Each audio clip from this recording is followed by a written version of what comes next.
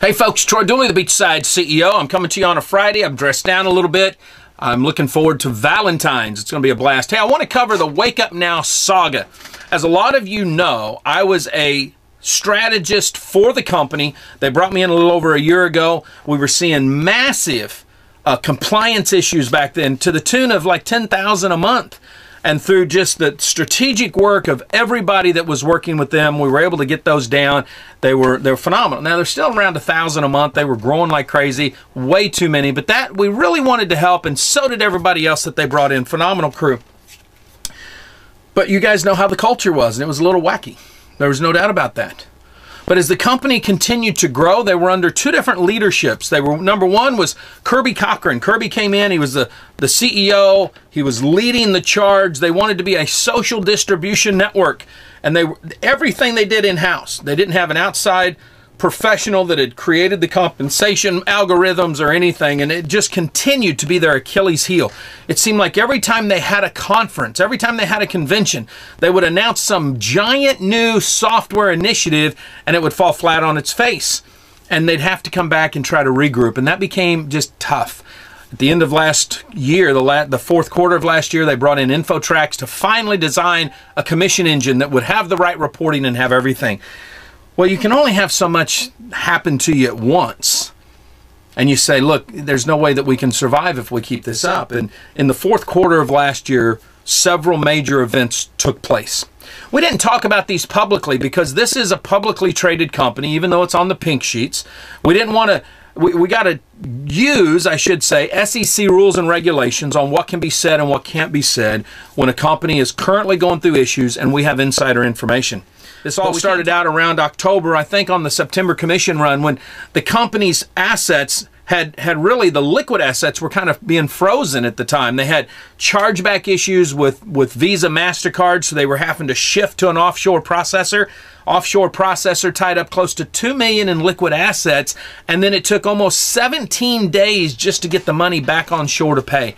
When you have that issue, it's a problem. At the same time, Kirby Cochran, who had a former company that was in bankruptcy, actually had been charged at the time, allegations through the bankruptcy trustee, that there was potential bankruptcy fraud. So Kirby stepped down from the company very quickly after that. He was terminated from that position, and literally, I think he had to focus elsewhere.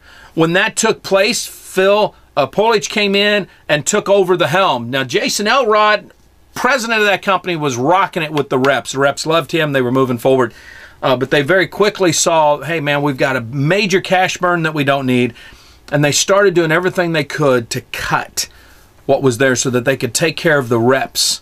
And by December, when I came in, they had cut almost $2 million out of the monthly cash burn. They had shrunk the offices down. They'd gotten rid of high-paying country managers in countries where there were really no volume at the time. They had gotten rid of some employees in-house that were being really paid too much for where the company was at, but they were still behind on commissions. They were going into 30, 90 days behind. As we sat there and we discussed this, I had made the comment, or the suggestion really, to say, hey, what about if you could convert some of that or all of those owed commissions into stock? Let the people have a say at the table. Let them become an equity partner, not just independent reps, and move forward. I do not believe that ever took place. I think there was something, according to the SEC attorney, that just wasn't wise to do, so that never took place. They did bring in InfoTrax to help them finally get the right commission engine. Under Kirby's leadership, everything was in-house, and sometimes leaders are like that. They want to control it all. And literally, that compensation plan, the back office, stuff like that was never the way it needed to be. Matter of fact, I think that was one of the Achilles heels, because it seemed like every convention over the last couple of years, they were going to launch a new software, a new platform, a new initiative, and it fell flat on its face, and they were trying to fix that. And that's tough. But when all of a sudden you have your liquid cash held in reserves, you've got You've got your reserves, $1 or $2 million with your onshore processor, another couple $1 million being held offshore with the processor. It's going from 48 hours to 17 days to get your money back in. You have vendors to pay. Matter of fact, on that note, so many times critics would say, well, this is a pyramid scheme. Well, no, it wasn't. Matter of fact, to verify that, I talked to the vendors. And the vendors had massive amounts of bills that they were sending to the company each and every month from products and services being used. Matter of fact, Thunder alone is a product that was sold both inside and outside as an additional product. That wasn't something that people bought to qualify for commissions. That was an additional sale. The One Fit, an additional sale. So it's interesting to see where critics always love to get in there. They want to get into the story. They all have different agendas, and that's fine. But unless you know the real facts behind what's happening, it's hard to report on things. All you can do is give subjective information based on your worldview and limited facts. And that's one thing that we try not to do. We try to wait until we could get this information to you guys. I did not publicly make any type of announcements. That's something the critics have tried to say, well, Troy, shouldn't you have told the reps? Actually, I was on a call with the reps. We talked to the reps. I talked to the reps privately. Matter of fact, several of them, if you follow us on Facebook, you would know, have commented about, thank you for informing us of this. Thank you for helping us. The company's not going bankrupt. Phil Polish is the leading stockholder. He has most of the secured debts. There's no long-term debts to banks or creditors or anything like that. It's all internal. It's all insiders that have this.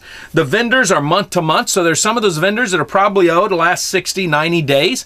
I'm being one. Matter of fact, on a call with the leaders, I said, look, I'm waiving the company having to pay. We're gonna ride this with you guys. And that happened. And I understand it because I'm in it with the reps also. This isn't, hey, pay me, but don't pay the reps. I want the reps paid. So let's make it clear now, no bankruptcy, but Wake Up Now in the United States, there are two companies. A lot of critics never went to the website, so they don't know this. But there's the Wake Up Now International, based out of Switzerland, and then there's Wake Up Now the United States. And Wake Up Now in the U.S. is what I'm talking about. They will cease having a network marketing channel. They're still in business. I know a lot of critics want to call everybody a network marketing company. That's not correct. They're using a network marketing channel.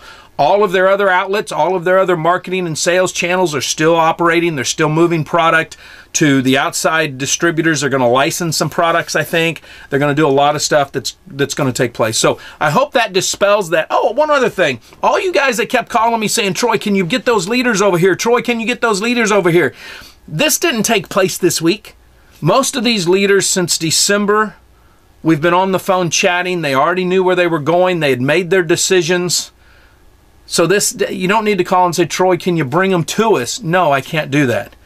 I believe that leaders need to follow the purpose that they have in their life. They need to find products and services that will help them take that. I believe that a company that somebody's marketing for is nothing more than the financial vehicle for them to reach their dreams and goals. It's not the end game, guys. That's why it's such a balancing act to help companies keep their doors open and to help reps make sure they're with the right company. And for all you companies that have welcomed the Wake Up Now leaders and their teams with open arms, thank you for that. They needed that. And for everybody else, we will continue to cover this as new information comes out. But I think the best thing that we can do is use this as a learning experience. As company owners, I would like for you guys to take heed for a second. When you guys decide to use the network marketing community to market your products and services, I hope you understand that the money off of the sale of that product is not all yours. If you have a compensation plan that pays out 30, 40, 50, 60% of every dollar that you bring in, then that money belongs in a separate account. That's a commission account. That belongs to the actual independent reps, because when something like this happens, they become a creditor, basically, is what it is, because you owe them the money. It's always better to have that money in a separate account. Make it an interest-bearing account. You can have the money of the interest, but you need to have that money separate so that you always have the money to pay the reps. Because when reps are getting their money from the hard work that they put in, even when a company struggles, they will stick with you if they believe in the leaders, if you've got their trust. But when you owe them a lot of money and you keep making what could be viable reasons, but they may see as an excuse. They won't stick it out. They'll run. And sadly, I think in part, this is what happened at Wake Up Now. Reps stayed on in the first 90 days, and they were pretty solid. They knew they could turn it around. But as the time lingered, and they saw they weren't getting money, and they had their own bills to pay, they had to make a decision to take care of their families and their teams. And anytime that happens, whether it's Wake Up Now or somebody else, and the volume starts to drain, and once you're behind that 8 ball so far that you can't come up, eventually every company has to say, we can't move it any further. We have to cut the network marketing channel. And that's what Wake Up Now did. Our hats off to all of them. Live life like it's an epic adventure. Stay dangerous. Stay strong. And if you're in network marketing,